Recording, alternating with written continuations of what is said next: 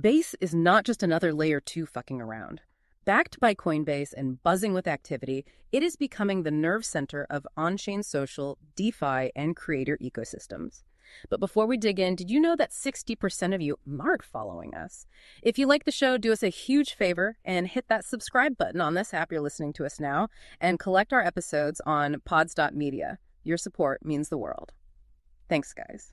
Okay, so let's unpack this. We're doing a deep dive today into Base, and let's be clear, this isn't just, another layer 2 popping up. It feels different, potentially a real turning point for Web3. So our mission today basically is to really get what makes Base stand out, who's building there, why all the buzz. We want to cut through the noise so you walk away really understanding this whole ecosystem. We've got some recent data, some developments to look at. Absolutely. And I think what's really striking is just how fast Base has taken off. I mean, it's not even been a year, right? And it's already this really active place. Right. The numbers are kind of wild. Over 650,000 Farcaster users, 181 million wallets have touched it. Yeah. And 1.2 million daily active addresses? That's not just talk. That's real people doing stuff. Exactly. And it's not just random clicks either. Mm-hmm. We're seeing real use driven by apps like Warpcast, Paragraph, Zora, Rodeo. Mm-hmm. These platforms are all doing interesting things, social, publishing, NFTs. Yeah, just quickly for anyone maybe not tracking these, when Warpcast is big in social, Paragraph is kind of shaking up publishing, Zora is making NFTs easier, right?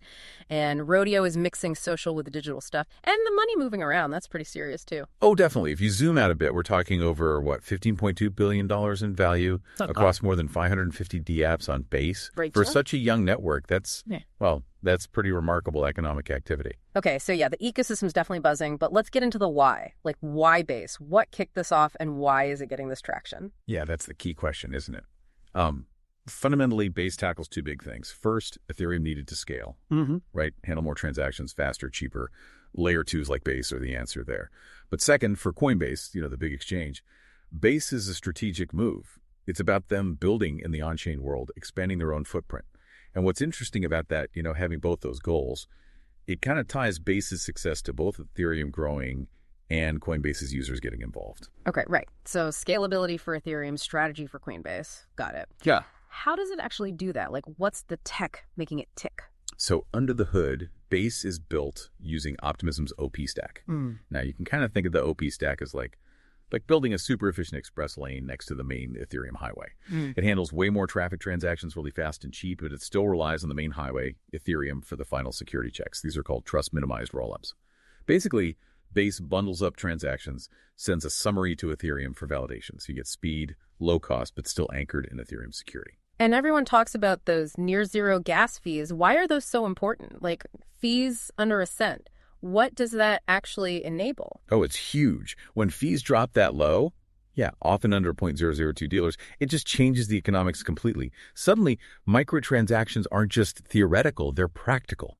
Think about tipping someone a tiny amount for a post you liked, or, all those little interactions in on-chain social apps. That stuff just wasn't feasible on Ethereum mainnet before. It unlocks whole new categories, especially around social stuff, creator payments, that kind of thing. And then there's the Coinbase wallet link. That seems like a really big deal for making this stuff easier for, normal people. Precisely. That direct integration. It's a smooth on-ramp. You go from your regular money straight into using these apps on Base, all within the wallet. Yeah. It just massively lowers the barrier for people who are maybe crypto curious, but, put off by setting up different wallets, bridging assets. It streamlines the whole thing. So it's the tech and making it easy to actually get started. I also keep seeing stuff about ecosystem grants, open source tools. How do they fit in? Yeah, those are super important for just kicking things into high gear. The grants, they give developers the cash and support to actually build cool stuff on Base. Yeah. And the open source tools mean builders aren't starting from scratch. It makes it faster, cheaper, encourages people to share ideas. It's all about building that vibrant community for builders and users. Someone put it to me like this. Base isn't reinventing the wheel, it's putting it on a supercar. That kind of clicked for me. Using proven tech, but making it way faster, way more accessible. That's a great analogy, actually. Yeah. Now, maybe we can shift a bit to why Base seems to be catching on, not just with crypto folks, but maybe more globally. Yeah, that's what I find really interesting, too. It feels like it's reaching beyond the usual crypto bubble. And a big part of that, again, comes back to those tiny fees. We're talking under $0.002 consistently. Imagine you're a creator, maybe in an emerging market. Even small fees can be a blocker. but this kind of cost. It makes participating in Web3 genuinely doable. And platforms like Paragraph, right, they support multiple languages. That must help reach way beyond just English speakers. Exactly. Supporting different languages means they can tap into communities that maybe felt left out of the crypto conversation before. Yeah. It makes the whole thing more inclusive, more global. And it's not just about reading stuff either, is it? The tools for like minting NFTs on the fly, micro DeFi, community tokens. Seems like it's empowering people to build their own little Web3 economies. Yeah, it really is. These tools put the power to create, to, make money from your work, to build a community, puts that power right in people's hands. Stuff that was way too complicated or expensive before. It's like fostering this grassroots economic activity. And it's telling that big names like Coca-Cola, Adidas, they're running pilots on Base. That suggests it's not just a niche crypto thing anymore. Absolutely. When you see major brands experimenting, it signals they see Base not just as, a crypto chain, but as actual infrastructure. Infrastructure for maybe the next version of the internet. It's moving beyond just crypto for crypto's sake. So who are the key players actually building this stuff on Base? We've dropped a few names, but maybe we can go a little deeper on what they're doing. Sure. Let's look at some of the core projects. Farcaster, for example.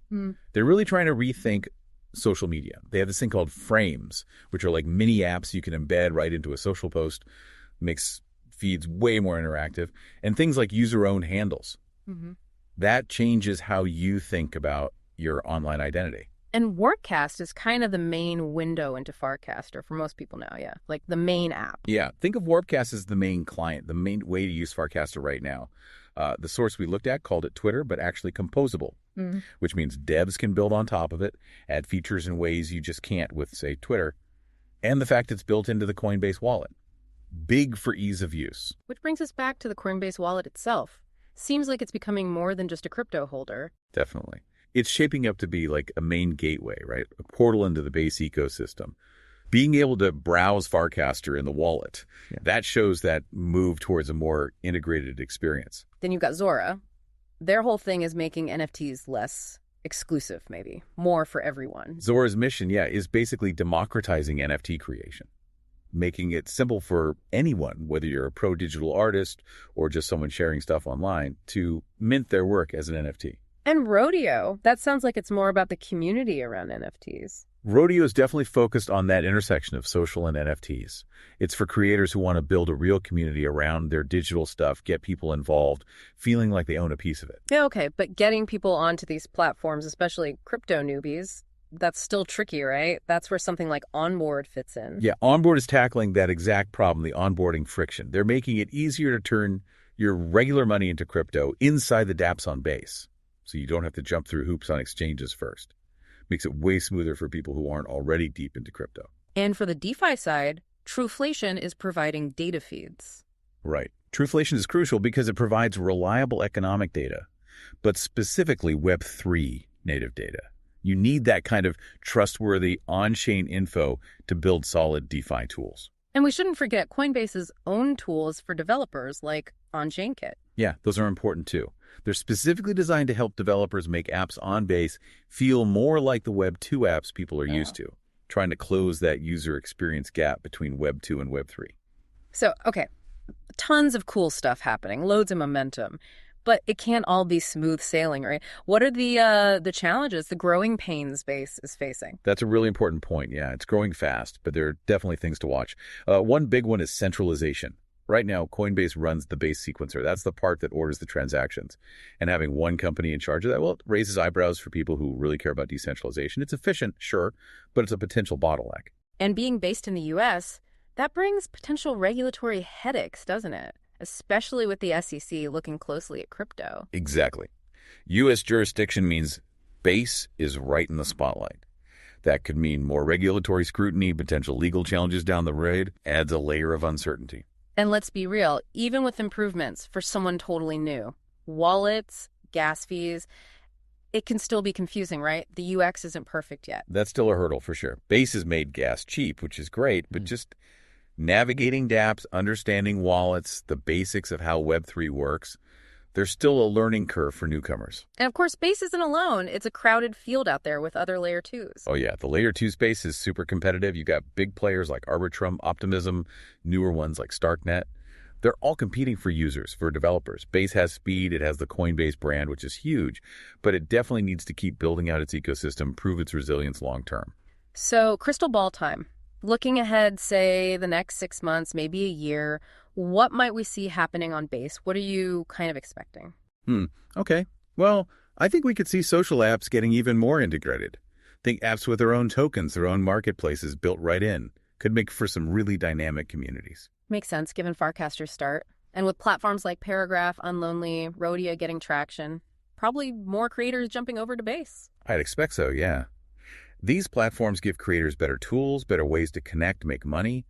We might also see more DeFi innovation, but focused on like super simple interfaces, maybe wallets embedded right in apps to make it even easier. And the idea of Coinbase using Base for tokenizing real-world assets, that keeps coming up. Stocks, bonds on Base. That could be massive. Yeah. If they start putting traditional assets like stocks on Base, it really starts to blur the lines between TradFi and DeFi. Opens up all sorts of new investment possibilities. And Farcaster with its mini apps. Could that become a kind of blueprint for how decentralized social apps should work? It's definitely pointing toward the future where social media is maybe more modular, more user-controlled, less reliant on one giant platform, more flexible. And finally, I think we might see the Base brand itself start to shift. Maybe less Coinbase's chain and more its own thing, like a known hub for Web3 creativity. Okay, so wrapping this up, the big takeaway seems to be Base isn't just another small step. It feels like it could actually be a major leap in making Web3, well, usable and attractive for a lot more people. Exactly. It brings the speed, the low cost, and crucially, a better user experience. And we're seeing real results already, in social, in DeFi, for creators. It really might be the layer 2 that finally cracks the code for bringing Web3 to the mainstream. So for you listening, maybe the thought to leave you with is this. How could this whole ecosystem change how you use the internet, how you think about digital ownership? Could you see yourself building something, creating, or just trying things out on Base? Definitely something to chew on.